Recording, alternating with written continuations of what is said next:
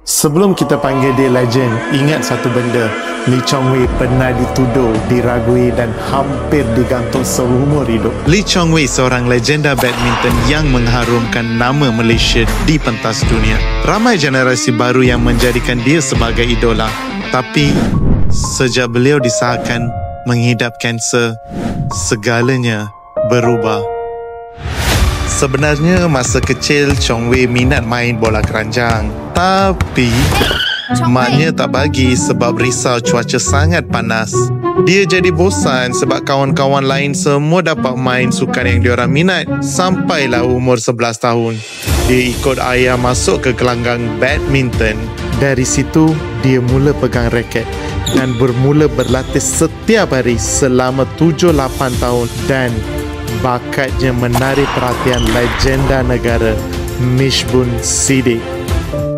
Nampak dia waktu dia umur 18 tahun, wah ini budak ni kalau saya dapat, ini boleh jadi best player in the world. Dalam hati. Jadi saya tanya kat dia, Chong Wei, you mau pakai Ferrari tak?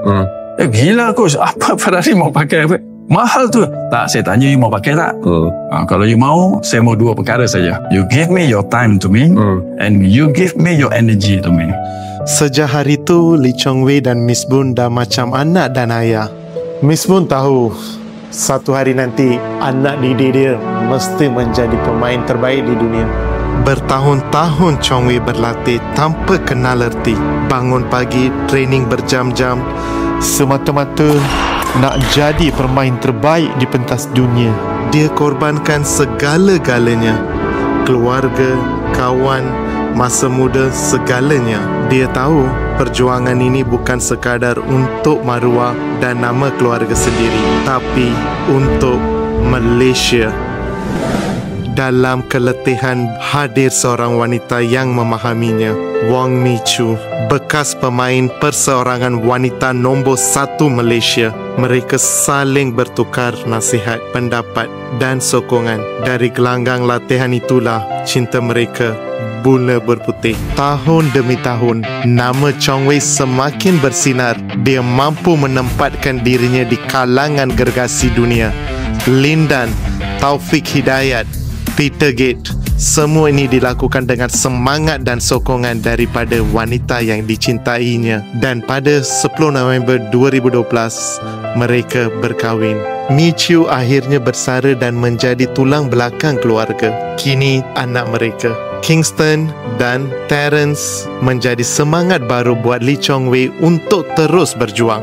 Cuma hidup sebagai atlet ni, masa untuk keluarga memang tak banyak. Anak-anak pun tak dapat luang banyak masa dengan ayahnya.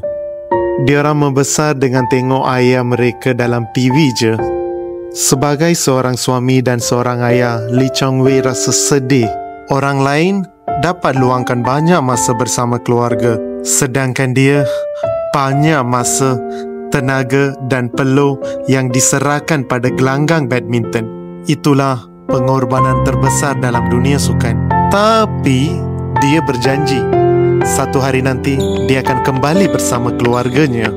Tapi tekanan selalu ada. Walaupun Lee Chong Wei dah buat sebanyak mungkin, roda tetap berpusing. 2012 Olimpik di London, satu harapan yang besar nak cipta sejarah di Malaysia. Mungkin emas pertama untuk Malaysia. Di hadapan dia, legenda Cina Lin Dan. Lee Chong Wei lawan habis-habisan sampai titik peluh terakhir, sampai lutut menggigil. Tapi emas itu tetap terlepas. Sakit itu sampai dasar hati. Dia rasa dia dah kecewakan seluruh negara. Tapi dia tetap tabah, angkat muka, minta maaf pada seluruh Malaysia. So want to say sorry and I just try my best. Whole country mau saya dapat itu goal. I just try my best than yesterday. 2014, dunianya macam berhenti sekejap. Nama besar Lee Chong Wei tiba-tiba jatuh bila kena tuduh doping. Kariernya hampir musnah. Maruah pun tercalar. Satu dunia mula bersoal. Tapi Mi Chu tak pernah goyah. dia tetap percaya, tetap ada di sebelah dia. Akhirnya terbukti itu bukan dadah, cuma ubat tradisional je. Chong Wei bangkit semula, lagi kuat dari dulu, dan di depan gelanggang sekali lagi dia berdepan dengan musuh dan sahabat paling besar, raksasa dari China, Lin Dan. Seluruh dunia kenal dua nama ni, dua gergasi yang tak pernah tumbang. Bila sesuatu kejohanan diadakan, mesti dua nama ini sahaja yang berada di pentas final. Musuh yang sentiasa menghalang Malaysia mendapatkan pingat emas, Lin Dan. Pertemuan mereka bukan sekadar perlawanan, tapi simbol semangat, hormat dan persaudaraan dalam sukan. Rival dalam pertarungan, tetapi sahabat di luar gelanggang. 2018, Tuhan menduga Lee Chong Wei dengan ujian yang paling berat dalam hidupnya. Disahkan menghidap kanser nosofaring. Kali ini dia bukan bertarung demi pingat, tapi demi kesihatannya. Rawatan dijalani di Taiwan, ditemani isteri dan anak-anaknya yang sentiasa menyokong dan di sebelahnya. Dunia sekali lagi berhenti baginya. Adakah ini penamat seorang legenda? 2019, tubuhnya semakin susut. Suaranya tersekat-sekat. Dia memandang cermin di depan dan bertanya diri sendiri, adakah dia mahu cuba lagi? Namun badannya makin kurus, ototnya semakin lemah, parut di leher sangat dalam dan gelap. Dia menahan diri, tapi akhirnya Mungkin hari ini I want to announce my retirement for the 19 years in BAM. I take the 1 month rest. I just discuss with my family and do this decision. I think my wife's here. I don't know where. I think kasih saya memang berat lah. And